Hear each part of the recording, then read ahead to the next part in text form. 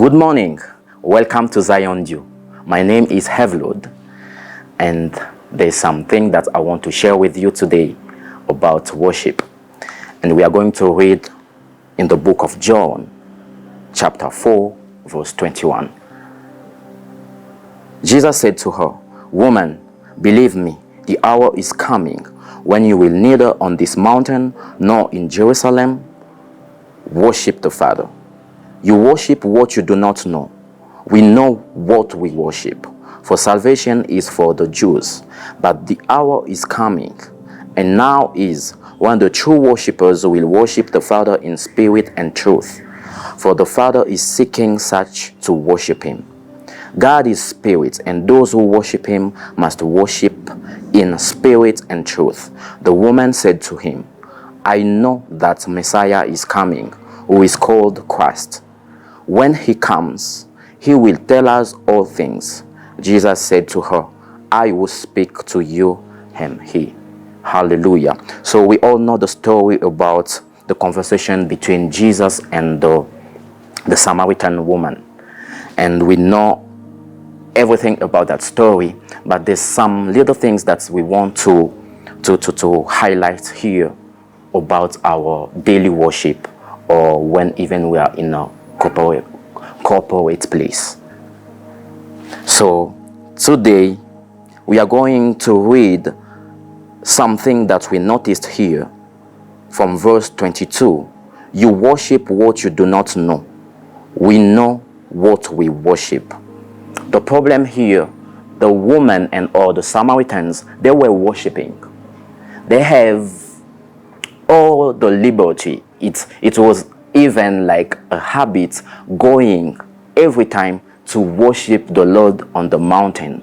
But there was something that they did not know. They were worshiping someone that they do not know. That's the very big problem that they have. They were worshiping someone that they do not know. And this day, Jesus were talking to her. Yes, you worship, but do you know who you worship? Yes, you worship. You lift up your hands. You worship the God you think is God. But the very problem that you have is you do not know the one you worship. It's not about a place. It's not about saying what we can say when we worship, or singing kind of songs that we can sing. It doesn't depend on that. The first thing is about knowing the person that you worship. And the Samaritans were missing.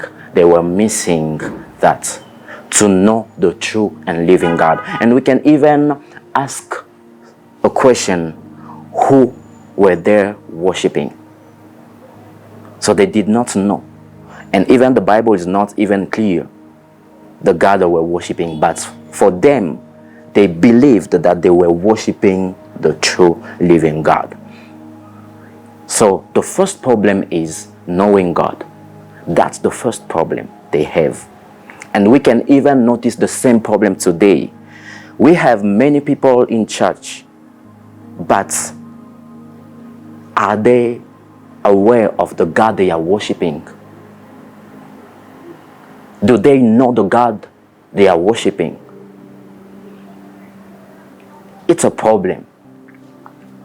But we have another problem here. Another problem about worship. It was the nature of the God you worship.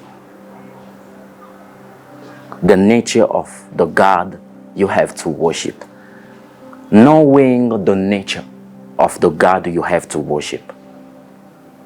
And they did not even know that God was a spirit, and those who are called to worship him, they have to do it in spirit. In spirit. And Jesus is emphasizing here that God is a spirit. And those who worship him must worship in spirit. It's about the nature of God. Who God is. And it was the problem. And sometimes when you really don't know who God is, or when you don't know the nature of the one you have to worship, it's also a problem. And the Samaritans, they had that problem. They did not know the God they were worshiping. They did not know the nature of that God. And that's why in our time, though we already know that, and many of us, we have read these verses, we know that we have to worship God in spirit and truth. We know about that, but are we doing that in spirit? Are we doing that? Are we doing the worship, are we doing the worship in truth? Because even the truth is the nature of God, because He is truth. He is truth. So as long as you do not know the nature of God, it can be a barrier for you to access to this true worship. So that's why knowing who God is very important. And here, by worshiping God in spirit and truth, it means that we are leaving this place of our human beings, our weaknesses as human beings who cannot live in truth. And we are trying to take or to partake to the nature of God, worshiping God according to His nature.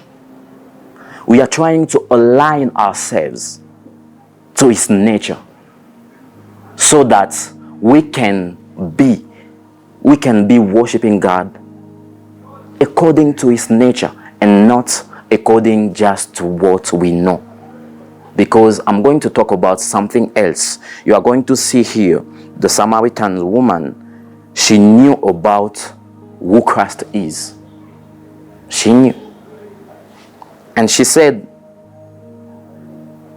the woman said to him, I know that Messiah is coming, who is called Christ. It means that the Samaritan woman, she knew information about Christ, but she never met Christ. In other terms, I can say that we can have information. And here the verb to know, I'm not taking it as intimacy. I'm taking it as information.